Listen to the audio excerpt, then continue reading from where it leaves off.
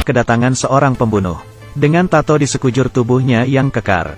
Ia pun menjadi penghuni baru dalam penjara. Seorang gendut melempar ciuman kepadanya. Yang lain dari ranjang bagian atas juga menatapnya. Mereka seperti sangat menyambut kehadirannya. Petugas patroli pun tertawa mendengar suara mereka. Mereka berdua mencoba melihat suasana di sana. Ternyata si gendut telah tergeletak di lantai. Ia tanpa ragu menatap petugas itu. Mereka tertidur. Ini adalah sebuah penjara ketat yang berisi orang-orang menyeramkan. Setiap dari mereka memiliki tenaga yang begitu kuat. Di pagi hari, ketika Jason sedang sarapan di kantin, seorang berkepala botak datang menghampirinya. Kedua orang yang duduk di sebelahnya pun langsung pergi. Nampaknya sang senior ingin membuli dirinya yang masih baru di sana. Orang itu berdiri, mendekati sarapan Jason, lalu meludahinya. Jason berusaha untuk sabar dan tidak mencari masalah. Saat itu juga dari belakangnya muncul seorang keparat lagi. Kau itu yang membunuh istrimu sendiri, ya? Atau terkena kasus pedofilia? Kedua kalimat itu benar-benar membuat Jason emosi. Ternyata istrinya dibunuh oleh pembunuh misterius. Dan ketika ia terbangun, tangannya tengah memegang sebilah pisau. Sudah istrinya meninggal, ia juga harus masuk penjara. Sosok di belakangnya pun tidak berhenti menyindirnya. Jason sudah tidak tahan. Ia mengambil piring sarapannya, lalu menghajar muka mereka. Si botak pun diam-diam meninjunya dari belakang. Tempat makannya pun mulai penyok. Saat itu petugas keamanan membawa senjata lalu mengepung mereka. Dan pria yang mencari gara-gara itu pun babak belur dihajar Jason. Petugas penjara memberitahu bahwa Jason telah memancing keributan. Sebab si botak yang ia hajar barusan adalah senior di penjara itu. Ia pun dibawa ke ruangan kepala lapas, Lisa. Ia mencari Jason karena sebuah tujuan. Ternyata, Jason pernah menjadi seorang pembalap mobil yang handal.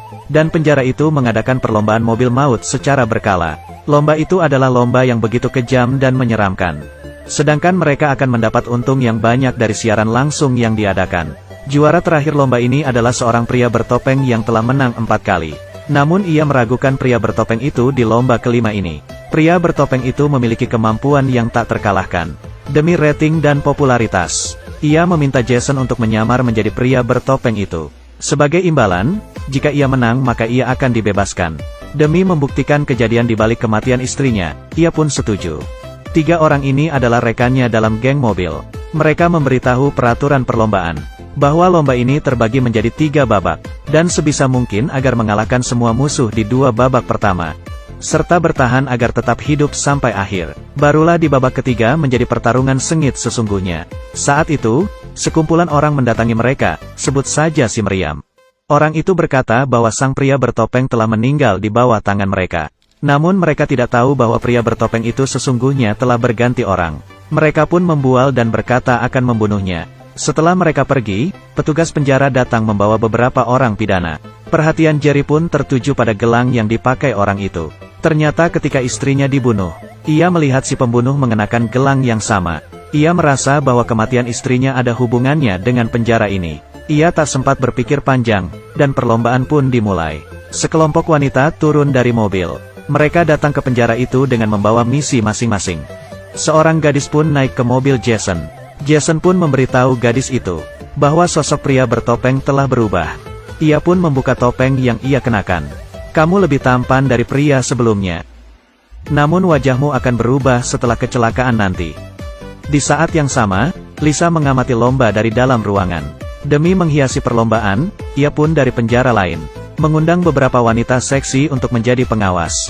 Ke-9 mobil di sirkuit mulai memanaskan mesin mereka. Setelah lampu hijau menyala, semua mobil secepat kilat langsung melaju. Terdengar suara gesekan ban di seluruh sirkuit. Dan suara mobil yang bersenggolan. Karena pengalamannya menjadi pembalap handal, Jason pun dengan cepat meraih posisi pertama. Namun Lisa masih menganggap enteng lomba ini. Pertarungan dalam lomba ini benar-benar sengit. Mobil Jason ditabrak oleh si Meriam hingga keluar arena balap. Di tengah perlombaan, Lisa membuat pengaturan baru. Aktifkan pedang dan perisai. Setelah mengaktifkan pedang dan perisai, mereka yang melewati tutup lubang jalan bergambar pedang akan mendapat senjata. Yang melewati gambar perisai akan mendapat tameng. Dan yang melewati tengkorak berkesempatan memberi jebakan pada pemain lain. Setelah melintasi gambar pedang, si Meriam mendapat Gatling gun dan menembakinya ke segala arah. Saat itu sebuah mobil melewati simbol tengkorak, memunculkan 2 paku raksasa. Mobil di belakang pun menabrak paku itu. Dan paku itu mulai meremukkan seisi mobil. Lalu terdengar ledakan yang menggetarkan seisi penjara. Satu mobil telah tereliminasi. Saat itu juga perlombaan menjadi semakin sengit. Mereka tak henti-hentinya melintasi simbol pedang. Lalu menembaki musuh mereka dengan senjata Gatling. Mobil yang melintasi simbol perisai dapat melepaskan minyak serta paku. Paku tersebut akan mengempeskan ban mobil, membuat mobil itu hancur terguling, dan terakhir menembakinya dengan misil. Mobil kedua pun tereliminasi. Saat itu jumlah penonton telah mencapai 46 juta orang. Mobil Jason pun akhirnya melintasi simbol perisai. Muncul perisai di bagian belakang mobilnya. Perisai itu ditembaki hingga berlubang. Jika diserang terus maka perisai itu menjadi tidak berguna lagi. Di saat yang genting itu, peluncur alat peledak Jason tidak bekerja.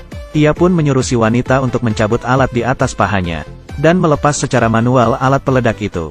Bahan peledak itu mengenai dinding dan melumuri seisi mobil di belakang. Wanita itu mengambil pemantik api dari mobil, lalu pergi membuangnya. Mobil yang terbakar itu pun ditabrak oleh mobil lain di belakangnya. Mantap! Namun saat itu juga seorang pebalap di sebelah memberinya sebuah isyarat. Jerry pun tercengang, karena gestur itu merupakan gestur yang sama yang dilakukan oleh pembunuh istrinya. Ternyata pembunuh istrinya berada di penjara yang sama dengannya.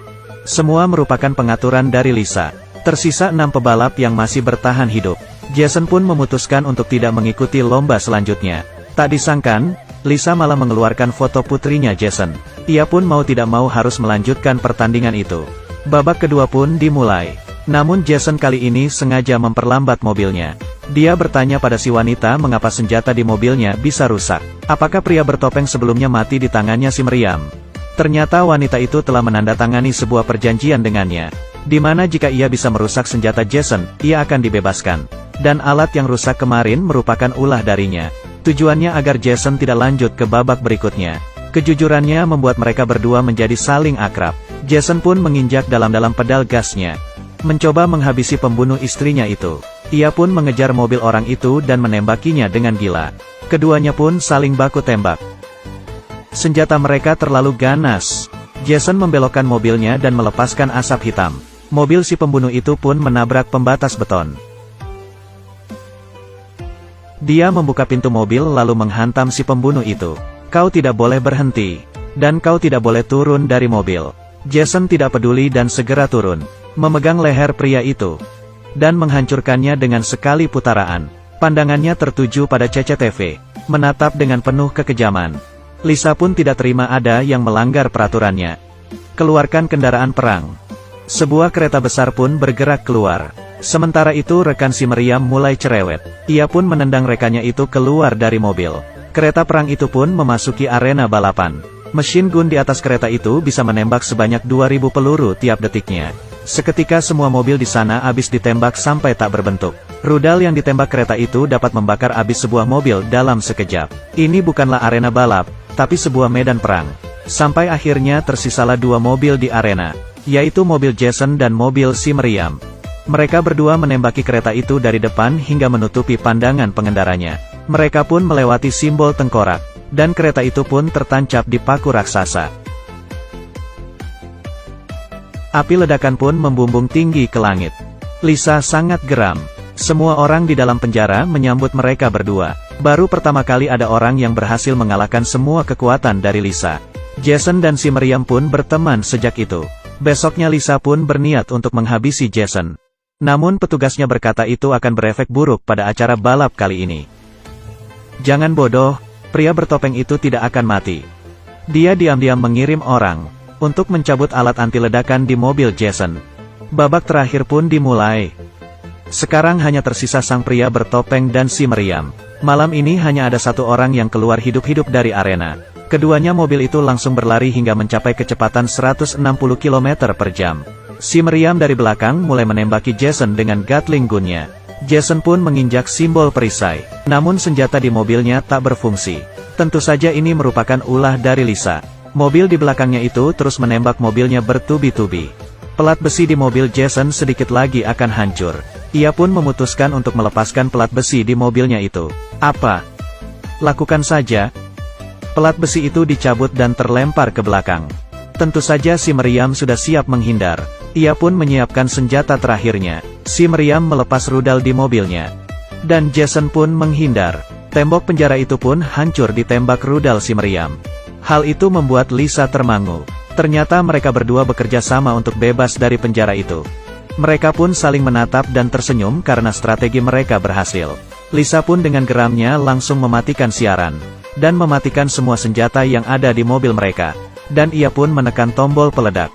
Namun bom itu ternyata telah dijinakkan sebelumnya. Ia pun mengirim pasukan dalam jumlah yang besar untuk mengepung mereka berdua. Jason dan si Meriam sepakat untuk berpisah jalur agar memecah musuh di belakangnya. Namun Lisa benar-benar tidak ingin agar Jason bebas begitu saja. Si wanita pun berkata pada Jason, bahwa dia akan tetap di mobil untuk mengalihkan perhatian pasukan itu. Karena ia telah menandatangani perjanjian, sehingga penjara sudah pasti akan membebaskannya. Jason pun segera keluar dari mobil. Beruntung dirinya tidak terluka saat melompat. Seketika Jason terdiam. Mobil pun diambil alih. Si wanita memakai topeng dan berdiri di atas mobil. Rating dari siaran Lisa pun berhasil memecahkan rekor. Dan ia pun mendapat sebuah hadiah. Berupa sebuah bom. Sekali pencet, si kepala penjara itu pun meledak tak bersisa. Jason dan si Meriam pun membangun sebuah pabrik mobil. Sebuah mobil masuk ke pekarangannya. Turunlah seorang wanita yang selama ini menemaninya berlomba. Mereka bertiga hidup harmonis. Film ini benar-benar menakjubkan. Demi meningkatkan rating, seseorang harus rela dituduh masuk penjara. Film di Trace ini akan berlanjut pada seri berikutnya. Bagi yang suka, jangan lupa follow ya.